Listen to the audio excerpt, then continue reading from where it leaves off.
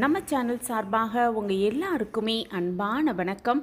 மார்கழி மாதம் பிறக்குது அப்படின்னாலே தெய்வீக மாதம் பிறக்குது அப்படின்னு நம்ம எல்லாருக்குமே தெரியும்.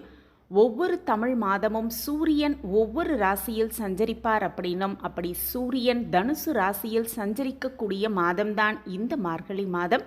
அதனால தான் மார்கழி மாதத்தை தனுர் மாதம் அப்படின்னு சொல்கிறோம்.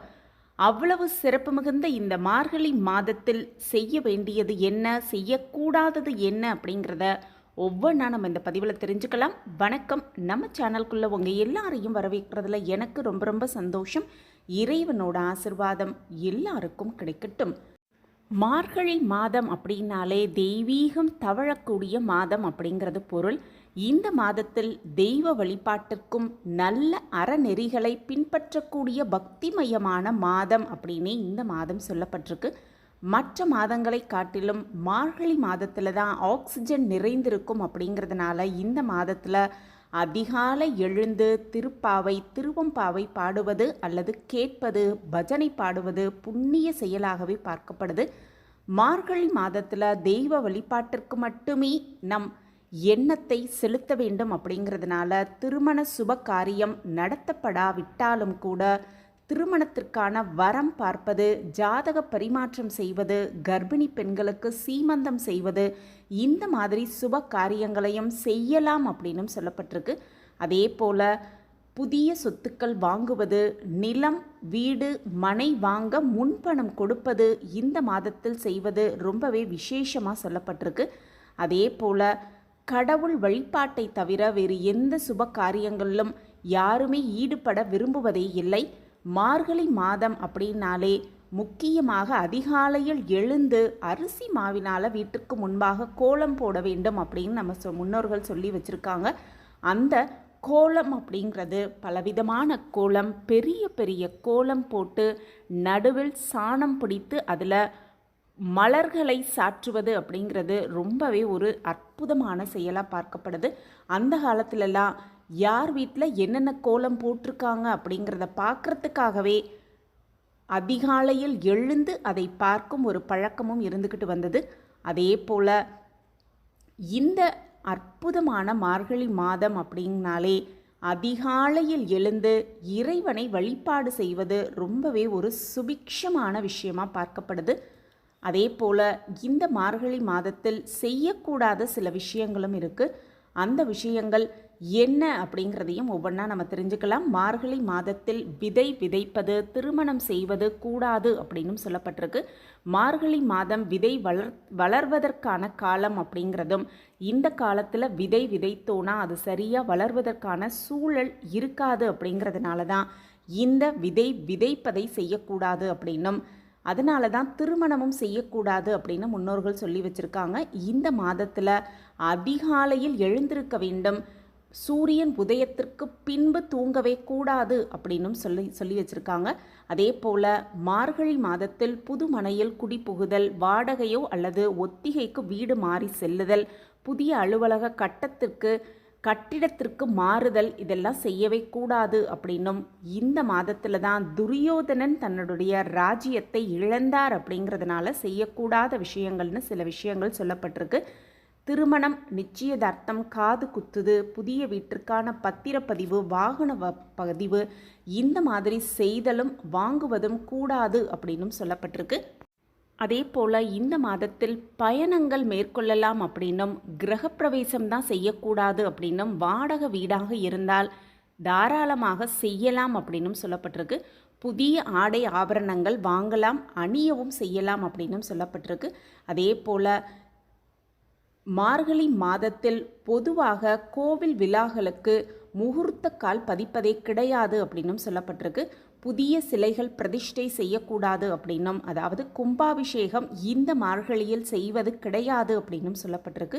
காது குத்தும் விழாவும் பொதுவாகவே செய்வதில்லை அப்படிங்கிறது தான் உண்மை, நடைமுறையில் இருக்கு வரும் உண்மை.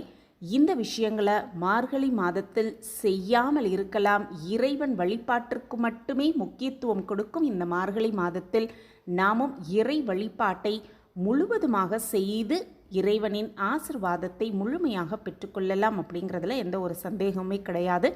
மார்கழி மாதம் அப்படின்னாலே சூரிய பகவான் வருவதற்கு முன்பாக எழுந்து குளித்து திருப்பாவை திருவம்பாவை இந்த மாதிரி பஜனை பாடல்களை கேட்பது அல்லது வீட்டில் ஒலிக்க வைப்பது ரொம்பவே ஒரு புண்ணிய பலன்களை பெற்றுத்தரும் ஒரு அற்புத நிகழ்வாகவே சொல்லப்பட்டிருக்கு. தமிழ் மாதமான இந்த மார்கழி அப்படிங்கிறது இறைவனுக்கு உரிய மாதமாகவே சொல்லப்பட்டிருக்கு. மற்ற மாதங்களில் ஒரு நாளோ அல்லது ஒரு கிழமையோ மட்டும்தான் இறைவனுக்கு உகந்ததாக இருக்கும்.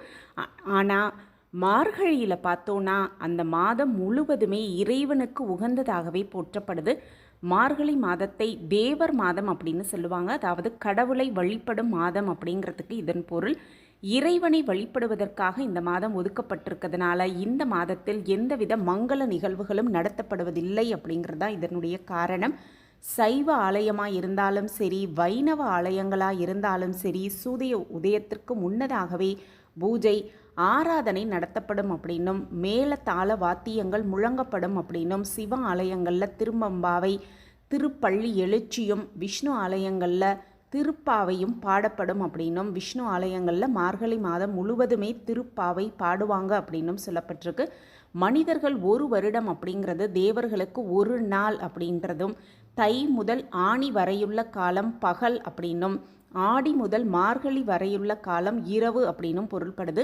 இதன்படி பார்த்தோன்னா தேவர்களுக்கு இரவு காலம் முடிகிற வைகறை பொழுது மார்கழி மாதம் அப்படின்னும் சொல்லப்பட்டிருக்கு. மார்கழி மாதம் தேவர்களுக்கு அதிகாலை 4 மணியிலிருந்து 6 மணி வரையுள்ள 2 மணி நேரத்தை குறிக்கும் அப்படிங்கிறதுனால சூரிய உதயத்திற்கு முன்பான இந்த காலம் பிரம்ம முகூர்த்தம் அப்படின்னும் சொல்லப்பட்டிருக்கு.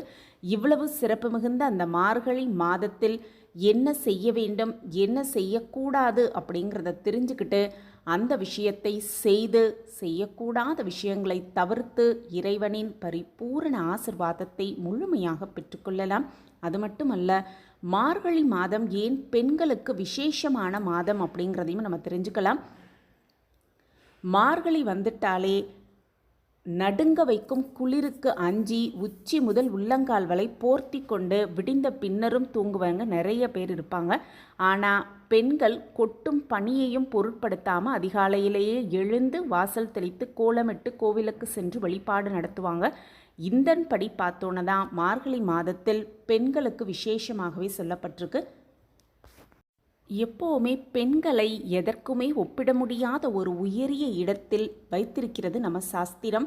ஒரு பெண் அப்படிங்கிறவங்க 6 விதமான தன்மைகளை கொண்டவள் அப்படின்னும் அவளே தெய்வமாகவும் மனைவியாகவும் குருவாகவும் நண்பனாகவும் ஆசானாகவும் போதகனாகவும் ஒரு ஆணுக்கு அமைகிறாள் அப்படிங்கிறதுனால அந்த பெண்ணின் ஆரோக்கியம் நன்றாக இருந்தால்தான் ஒவ்வொரு குடும்பமும் ஆரோக்கியமாக இருக்கும். அதனால் பெரும்பாலான விரதங்களில் பெண்களின் பங்கு அதிகமாக இருக்குது அப்படின்னும் எந்த மனிதரும் தவறுகள் செய்யாமலே இருக்க மாட்டாங்க. அறிந்து செய்யும் தவறுகள் ஒரு பக்கம் இருந்தால் தெரியாமல் செய்யும் தவறுகள் இன்னொரு பக்கம் இருக்கும். நடக்கும் போது நம்ம காலடிப்பட்டு எறும்பு பூச்சி போன்ற எத்தனை உயிர்கள் சாவுது அப்படிங்கிறது நமக்கு தெரியாது. அதுவும் ஒரு வகை பாவம்தான். ஆனால் எழும் தோஷத்தினால் கன்னி பெண்களுக்கு திருமணத்தில் தடை வரும் அப்படின்னும் இதை தவிர்ப்பதற்காக தான் பெண்கள் வாசலில் அரிசி மாவால் கோலம் போடும் பழக்கம் ஏற்படுத்தப்பட்டது அப்படின்னும் மழையினால் உணவு வழியின்றி இரவு முழுவதும் அடைந்து கிடக்கும் சிறு சிறு உயிரினங்கள் அதிகாலையில் வெளிவந்து தமக்கு தேவையான உணவாக அரிசி மாவை தேடி வந்து உண்ணும் அப்படிங்கிறதுனால அந்த உணவினை சிறு உயிரினங்களுக்கு அளித்த பெண்களுக்கு தோஷங்கள் அகலும் அப்படிங்கிறது தான் இந்த கோலத்தின் தாத்பரியம். இந்த மார்கழி மாதம் முழுவதுமே முடிந்தவரை அரிசி மாவால் வண்ண வண்ண கோலம் போடுவது அந்த வீட்டிற்கு சுபிக்ஷத்தை கொண்டு வரும் ஒரு அற்புத நிகழ்வாகவே பார்க்கப்படுது. இந்த விஷயத்தை புரிந்து கொண்டு என்ன செய்வது என்ன செய்யக்கூடாதது அப்படிங்கிறத தெரிந்து கொண்டு அதை செய்து இறைவனின் ஆசிர்வாதத்தை முழுமையாக பெற்றுக்கொண்டு சுபிக்ஷமாக வாழலாம். இந்த பதிவு உங்களுக்கு பயனுள்ள பதிவாக இருக்கும் அப்படின்னு நான் நம்புகிறேன். நம்ம சேனலை நீங்கள் ரொம்ப ஆதரவு கொடுத்துக்கிட்டு வரீங்க. எனக்கு ரொம்ப சந்தோஷம். உங்கள் ஆதரவும் மென்மேலும் எங்களுக்கு கிடச்சிக்கிட்டே இருக்கும் அப்படிங்கிற நம்பிக்கையோட மீண்டும் ஒரு புதிய பதிவில் பார்க்கலாம். இந்த பதிவு உங்களுக்கு பிடிச்சிருந்ததுன்னா லைக் பண்ணுங்கள், ஷேர் பண்ணுங்கள், அப்படியே ஒரு கமெண்ட்டையும் போட்டுருங்க. உங்கள் கமெண்ட் தான் எங்களுக்கு மிகப்பெரிய ஒரு ஊக்கமாகவே இருக்கும். மீண்டும் ஒரு புதிய பதிவில் பார்க்கலாம். நன்றி, வணக்கம்.